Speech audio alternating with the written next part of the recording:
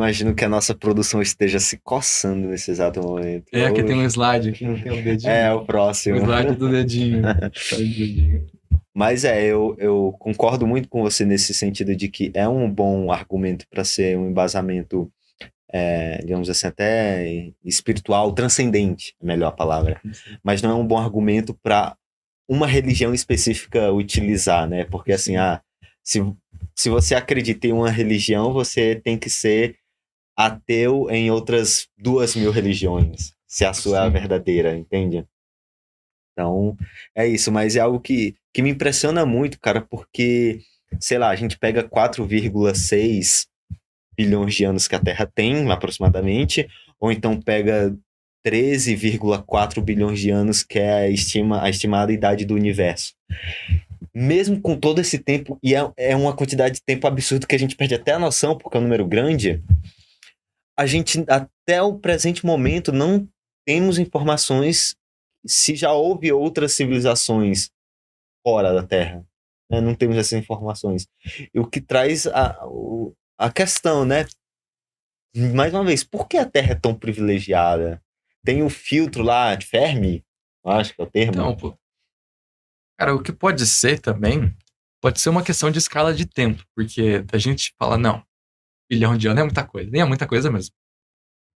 Pensar no número 1 bilhão, tem um exercício que conseguem fazer que é assim, pega um papel e escreve de 1 a 1000. Uhum. 1 a 1000 já é muita coisa. Se pensar 1 bilhão... Aí escreve de 1 a 1 bilhão, aí escreve de 1 a 1 bilhão. É um negócio absurdo, né? Mas assim, pode ser questão de tempo mesmo, de escala, porque tem processos que a gente estima que vai durar muito mais do que a idade do universo mesmo. Então, por exemplo, as estrelas anãs brancas, a gente estima que pode durar trilhões de anos a existência delas. Como isso é possível? Então, uma questão de estimativa. Eu falo assim, que o universo surgiu, tudo, aí tiveram estrelas que foram evoluindo, tudo, e viraram anãs brancas. E a gente nunca viu uma anã branca se transformar em... acabar o processo dela de ser anã branca, sabe? Uhum. E por questões quânticas lá, o pessoal estima que pode ser trilhões de anos, que esse processo dela continua existindo. A anã branca emite energia? Alô? Então, essa que é a questão. Você pode argumentar que ela é pequenininha, por isso que ela é anã. Sim. E talvez seja difícil ter uma vida... Tem que ser, sei lá, não sei os detalhes, mas talvez muito grudadinha próximo dela, né? Às vezes tem uma erupção de alguma coisa e complica. Mas eu falo, tem isso daí que dura trilhões de anos. Se estima que dura trilhões. Aí tem os buracos negros, que também se estima que seja uma quantidade de tempo absurdamente gigantesca, que eles existam, sabe? Então, sei lá, possa ser que daqui a um futuro muito, muito grande, a gente também encontre outras formas, surjam formas de vidas em situações meio exóticas, assim. Porque, tudo bem, a idade do universo é muito grande, mas dá para continuar mesmo nos nossos modelos cosmológicos, o universo, no sentido assim, de ter estrela, de ter planeta, não sei o que, ele vai continuar durante muito tempo ainda. Mesmo que de forma estranha. Tem um vídeo muito bom que dura 30 minutos, tá no YouTube, e é 30 minutos e a time-lapse do universo, alguma coisa assim. É um vídeo que basicamente é em escala logarítmica de aceleração do tempo, então ele parte do natural, tempo agora, uma vez, aí à medida que vai passando 1 minuto, vai multiplicando por alguma função logarítmica para que acompanhe os efeitos... Dá pra você ver. os fenômenos acontecendo, por exemplo, na morte de uma estrela, até chegar na morte térmica do universo. Esse é o final trágico desse vídeo. Esse vídeo é muito bom, cara. E eu fico pensando como que, assim, o final desse vídeo, ele é um final que não vai ter nada, não vai ter um evento, algo apocalíptico, não vai ter nada memorável a não ser o frio e o esquecimento, cara. Porque, assim, se a gente parte do pressuposto, né, de que o Big Bang ele reuniu toda a matéria e a energia condensada ali num único ponto, e aquilo tá se espalhando e se dissolvendo ao longo de todo o tecido da existência, e esse tecido ele é infinito e continua sempre em expansão, você vai chegar num momento que você vai ter ali uma entropia infinita, e aí você não vai ter mais nenhum sistema capaz de conter temperatura, e tudo vai acabar na perfeita escuridão, que não vai ter mais geração de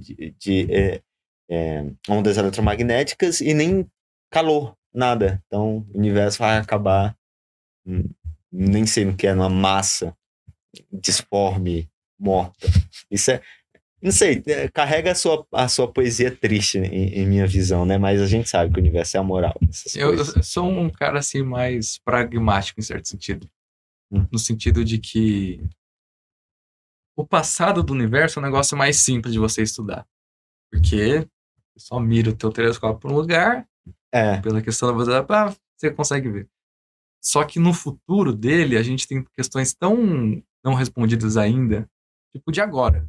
Né? Então, uma questão que o pessoal não sabe responder é sobre a taxa de expansão do universo.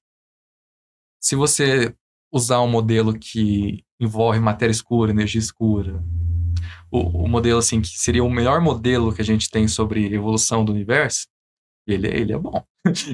Tem coisas assim que você fala, nossa, ele simulou isso aí, assim, de formação de galáxia, sabe? Ele não consegue.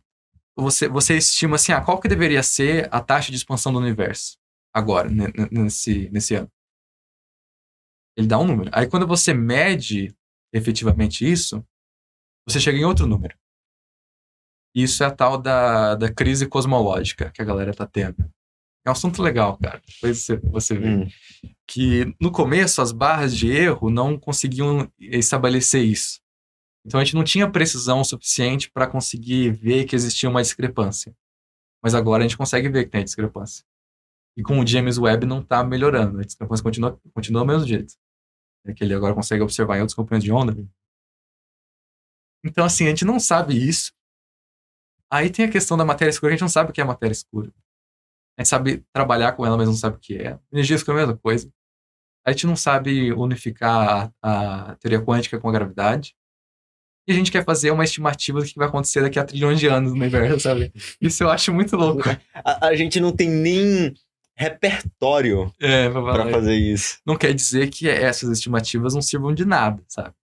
Tem uma lógica por trás da morte térmica do universo, tudo. Certo sentido termodinâmico pode fazer, mas eu falo assim, não é como se isso fosse consenso acadêmico, sabe? Porque tem isso, a divulgação científica de astronomia em geral não tem tanto essa ressalva de que, olha, tem coisas que são bem conceituadas já, concretas, tem coisas que são mais especulativas mesmo. E tem partes que são mais especulativas. Nossa, que delírio, que viagem, cara. Daria pra gente ficar pensando sobre isso, sobre o fim do universo, o que vai acontecer com um determinado passar de tempo, milhares, milhões de anos, mas, sei lá, tipo, e se a matéria e a natureza das coisas fossem colocado em uma condição que a gente não consegue estudar por não ter essa condição e ela se comportar de uma maneira completamente diferente. E aí, sei lá, abre até um novo ramo de estudo, né? Por exemplo, vamos supor que o tempo comece a passar de uma maneira completamente diferente quando você chega em certa temperatura. E aí já invalida toda a previsão que você fez, aí abre um caminho para uma nova área de estudo, entendeu? A gente tem que agradecer todo dia que a ciência pode ser escrita em termos matemáticos. Porque tem coisas que são tão simples que até dá para você fazer matematicamente. Caramba.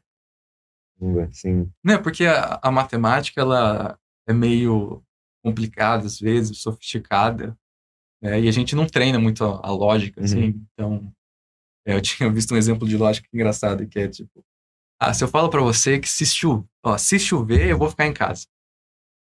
Certo? Se não chover, o que você sabe? Você sabe onde que eu estou, se não chover?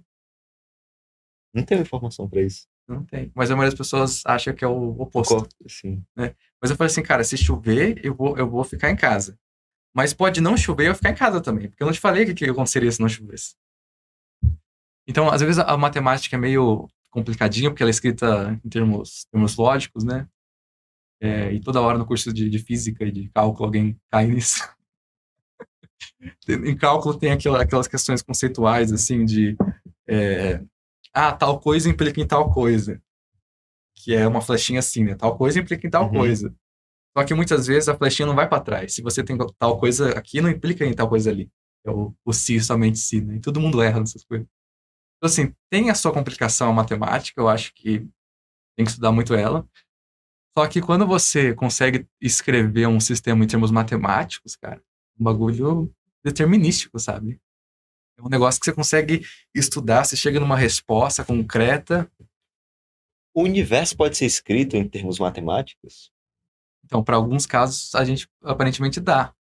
E o que seria triste é o que você falou, pô, e se do nada, cara, a gente não pode usar acho que você falou do tempo e Da temperatura, né? seria tipo o princípio cosmológico, que é o princípio de que aqui tem as leis da física na Terra, se você for em outro lugar, as leis da física são as mesmas. Uhum. E tem algumas pessoas, por exemplo, que tentaram resolver a questão da matéria escura, supondo que a gravidade em cada parte do universo é um pouco diferente. Sabe, forma um pouco mais técnica, a gravidade tem uma forma de você medir a força dela, que é a constante gravitacional. O G grande G. na conta. 6,67 vezes 10 elevado a menos 11? Exatamente. Ainda lembro. Agora fala as unidades, é quilograma, porque... Nossa, isso aqui. Ninguém vê. Aí os caras tentaram, não, mas se a gente colocar que aqui, ó, a gravidade é mais fraca, aqui é mais forte, para a mesma quantidade de massa, dá uma gravidade menor, maior. Acho que não se chegou muita coisa com isso, mas eu falo assim, seria muito triste se isso se aplicasse, sabe? Se cada parte do universo fosse muito diferente, ou se as leis da física mudassem com o tempo, ou se mudassem com o espaço. Mas então, Einstein não chegou para mostrar isso, porque se você pega os trabalhos de Newton, né, é tudo limitado ao escopo terrestre. E aí chega Einstein, derruba tudo que está na mesa e fala, não, a gente tem que analisar num âmbito universal. Newton os fenômenos que Newton estudou realmente existem, mas só vale aqui para a Terra. E aí você pega e tenta calcular algo como, por exemplo, a constante gravitacional no horizonte de eventos de um buraco negro. E aí, o que vai dar de valor? É certo calcular isso? E é isso que dá medo, sabe? Porque uma teoria física, ela funciona para a escala que ela foi proposta. Que nem o Newton lá, mano. A gente propôs, desde o começo, que a gente, ó, nessas escalas, o bagulho funciona. E você consegue fazer experimentos testando naquela escala específica. A questão da relatividade é justamente essa, mas se você mudar a escala? Então, aquilo, se você estiver correndo num parque, você não vai ver que o tempo dilata, sabe? Mas se você estiver próximo da velocidade da luz, você vê que o efeito existe, sabe? Então, tem muitos efeitos que eles são de escala. Talvez a gente nunca tenha chegado na escala suficiente para testar determinadas coisas.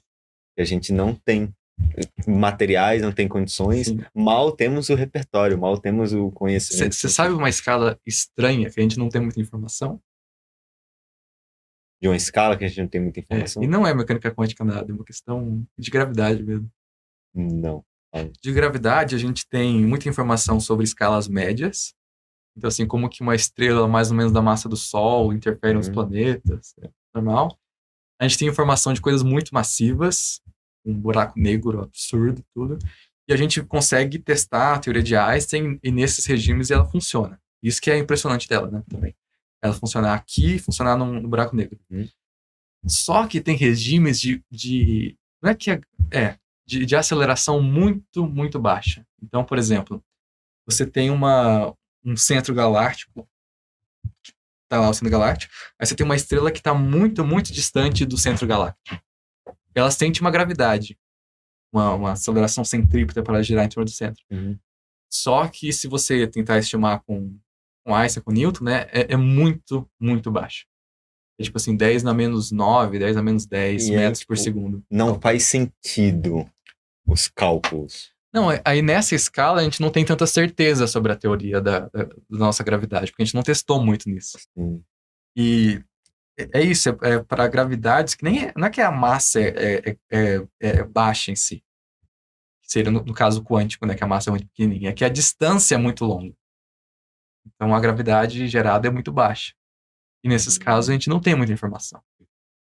E tem teorias que são as teorias modificadas de Newton, que chamam MOND, Modified Newton Dynamics. É algo assim, é algo assim. E o interessante sobre elas é que elas tentam, nesse regime de gravidade, elas tentam modificar a teoria do Einstein, mais ou menos. Então, a gente fala assim, pô, em regimes normais, a gravidade se comporta como sendo o que o Newton fala mesmo. Em regimes muito absurdos, é o que o Einstein fala mesmo. Só que nesses regimes muito baixos, a gente tem que criar uma teoria nova sobre como que as coisas acontecem. Mas então, no momento que você sempre tem que criar uma teoria para adequar o seu plano de estudo, você não está dizendo que você não tem material suficiente, substância suficiente para ter um bom parâmetro, e aí você está criando algo? Eu quero levar essa discussão para o ponto de que, por exemplo, seria a matemática algo criado ou descoberto? Porque se você sempre vai ter que criar algum motor de estudo, né, alguma teoria nova para um princípio que você não entende, como que o que você está criando é algo verossímil ou não? Eu acho que a verossimilhança é ter uma noção de unificação entre isso, sabe? Então, assim, a gente não pode ser uma teoria que funciona por uma escala. Tipo assim, ó, por exemplo, o Einstein criou a teoria dele, normal, e a teoria dele funciona igual à teoria de Newton, para a escala de Newton, e ela funciona diferente para as escalas maiores. Então, se você pegar a equação de Einstein, aquela equação absurdamente complicada lá, e você fala assim, pega uma massa pequenininha, uma velocidade pequenininha. A equação complicada, se você aproximar ela, dá exatamente a equação de Newton. Você chega numa força, chega, pô, a gravidade, essa curvatura maluca e tal, mas se a massa for bem pequenininha, ela se comporta como se fosse uma força e como se fosse o inverso do quadrado da distância, né? Então, para mim, é isso. Você pode ir criando teorias novas, tudo, só que elas têm que ser coerentes entre si. Você criar uma teoria que já explica o que já era explicado e amplia, explica coisas que não foram explicadas. No caso da Monde que eu estava falando, ela é uma teoria que tenta explicar a matéria escura sem matéria escura. Ela tenta explicar que talvez a matéria escura seja só um entendimento errado que a gente tenha da gravidade. Então, esse ponto, o que é matéria escura? Porque geralmente quando a pessoa ouve matéria escura, ela pensa que é alguma coisa, mas a matéria escura foi um termo criado para explicar um comportamento de algo que a gente não consegue entender o que é. Então, o que é matéria escura? Você faz o seguinte, você usa a gravidade para nossas escalas aqui, show de bola. Aí você usa para o nosso sistema solar, também show de bola. Mas quando você começa a pensar em gravidade em termos assim de galáxias inteiras, começam a aparecer efeitos que não são previstos pela teoria. Assim.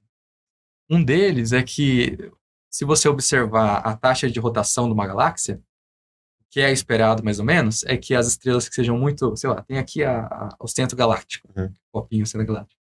Quando a estrela está muito próximo do centro galáctico, ela gira muito rápido. Sim. Certo? É esperado, porque vai ter muita matéria aqui, às vezes um buraco negro supermassivo, tá? Gira super rápido. Só que, conforme você vai afastando, essa velocidade começa a diminuir de rotação. Sim. Só que se você afastar muito, era esperado que a taxa de rotação também diminuísse, porque você está mais distante.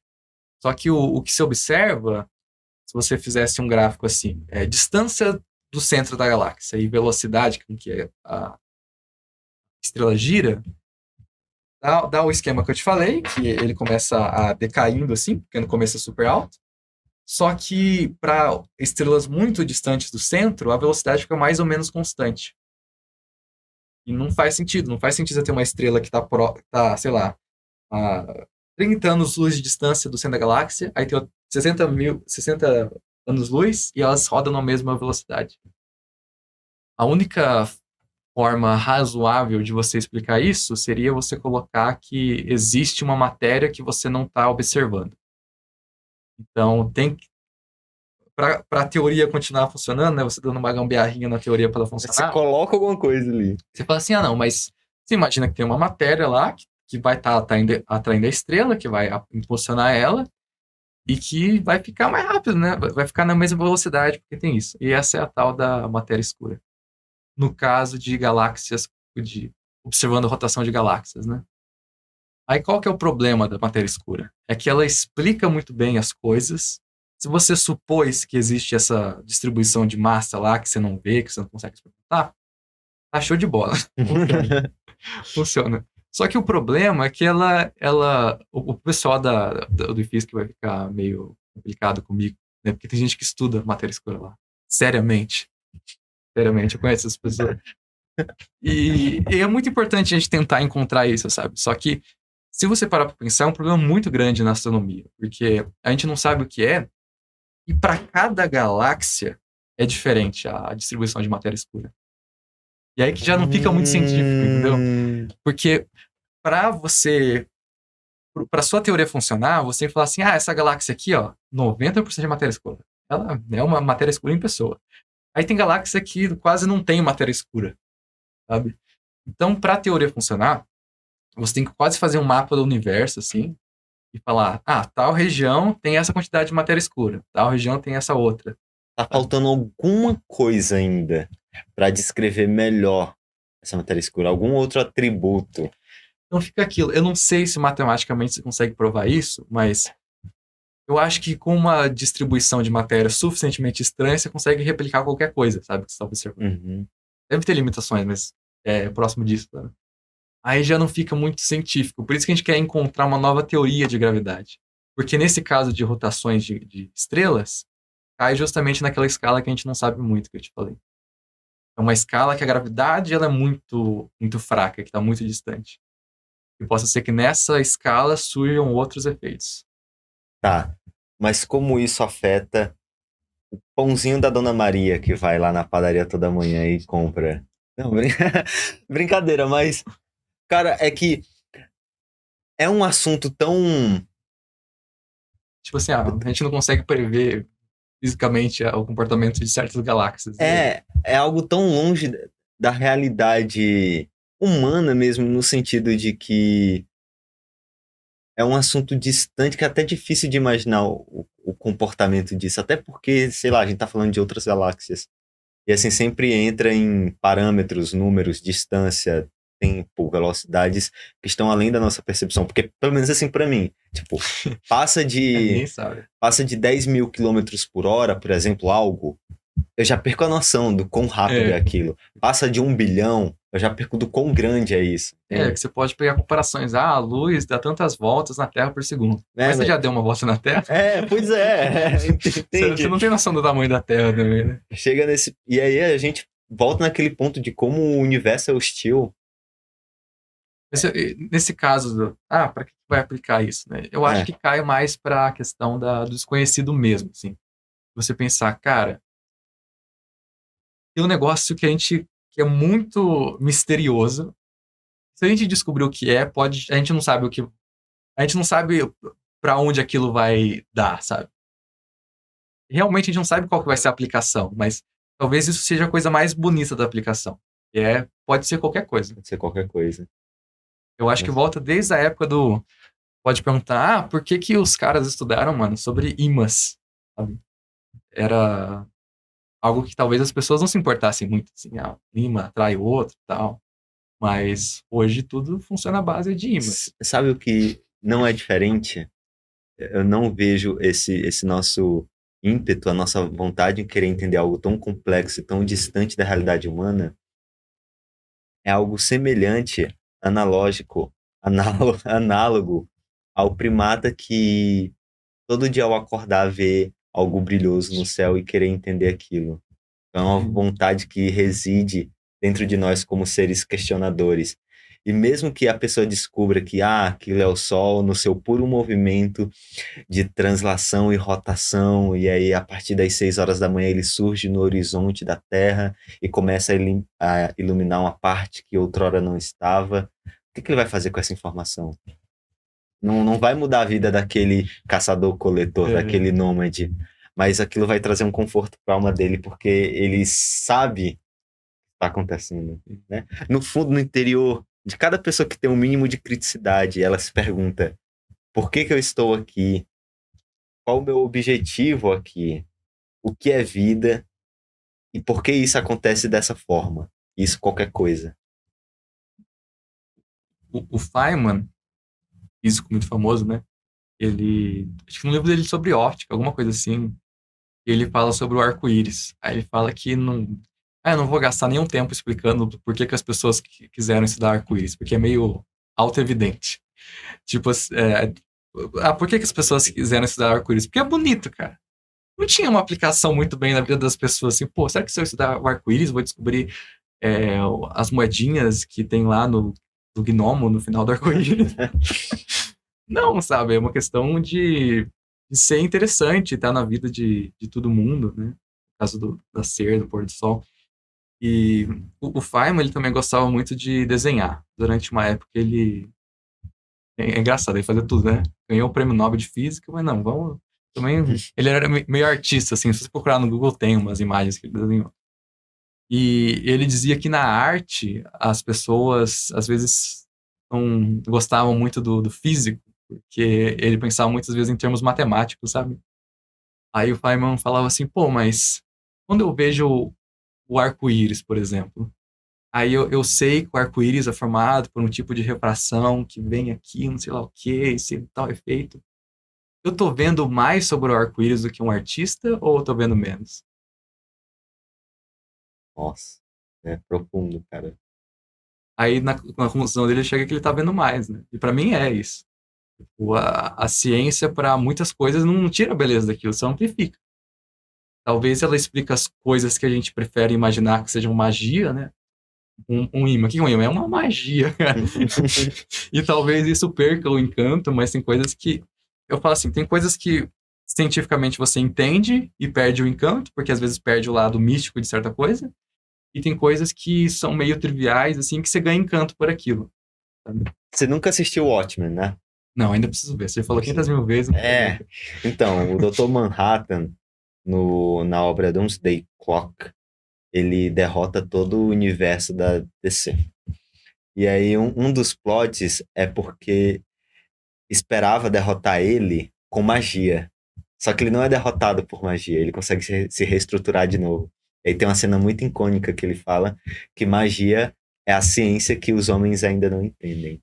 Então, muitas pessoas que não têm conhecimento aprofundado sobre como funcionam as coisas, né, atribuem a magia foi assim a maior parte da existência humana, mas essa beleza intrínseca de entender como funciona, de ter o conhecimento, a ciência em cima disso, eu acho que é um motor por si só para motivar a pessoa a continuar na busca. O que eu ganhei muito encanto recentemente é a questão da tecnologia mesmo, que tá explicando do JPEG, do vídeo. Toda vez que eu estou usando algum aplicativo, qualquer coisa, eu penso em termos assim de código por trás daquilo. E eu acho muito bonito, assim, não dava muito valor pra, tirei uma foto aqui. Mas não, cara, você sabia que o celular tá fazendo altos cálculos para isso, sabe? Eu acho que Eu agradeço muito por ter certas tecnologias que antes eu não dava tanto valor.